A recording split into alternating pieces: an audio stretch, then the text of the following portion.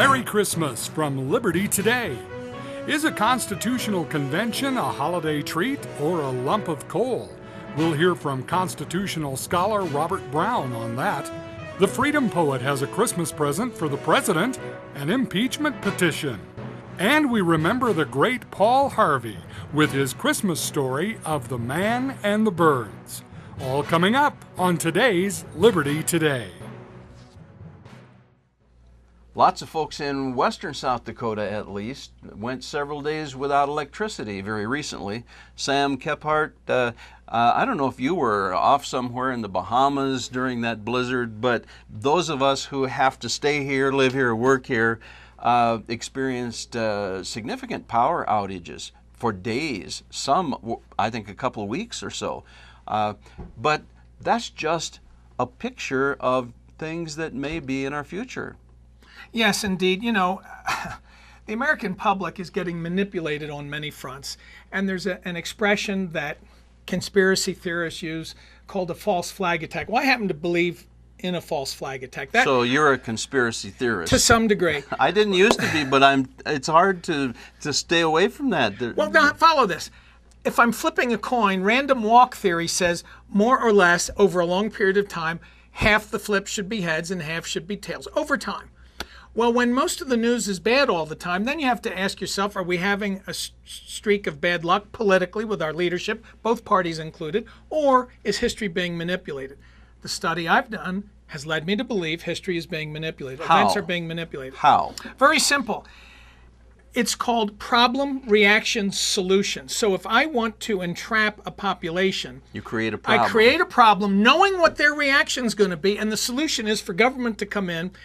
Well, we have a terrorist problem here. Therefore, you need to do this, so therefore you can be safe. For instance, after 9/11, look at what a hassle it is to fly anymore. Mm-hmm. Basically, yeah, it's a type of strip search. So and you're suggesting, if I'm hearing you right, that our government, or at least some leaders within the government, are strategically planning to create intentional and manufactured crisis so that we would be willing to accept a solution that would maybe take freedoms away. Take our freedoms. Take freedoms away.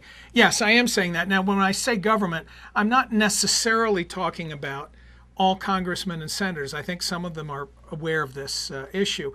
I do think there's a shadow government, and the shadow government is comprised of elements from outside the United States, certain economic interests in the United States, and certain people in national, local, and regional leadership. Talk about that. I've heard that term, and maybe as you're watching, you're saying shadow government. That sounds like something out of a Stephen King movie or something. What are you saying when you refer to a shadow government? How does that interact with the political structure that we see? Well, it's very simple. Let's say this is Republican and this is Democrat. Gordon, pick one. I don't care which one. So this is Republican, this is Democrat. Just tap one. I don't want to pick either. No, tap one. Well, okay, you pick this one. Who are you getting? You're getting Sam. You pick this one. Who are you ultimately getting?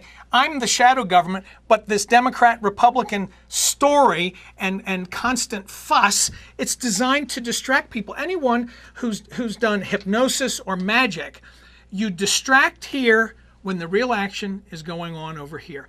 And shadow government is just doing it on a very large macro scale. So you're suggesting that the Republicans and the Democrats, really it doesn't matter that much. Correct. Whether you pick John McCain or Barack Obama, you're heading down the same direction. Correct. Exactly. Yeah. And how do I know that? With each succeeding election, regardless of whether it's been a Republican or Democrat, government has gotten bigger, the debt has gotten higher, government intrusion has gotten more, right? Whether it's been conservatives or liberals. And it's not necessarily an argument Freedom about... has decreased every single election. It isn't about whether we decrease or take away your freedoms. It's which freedoms we take away. Correct.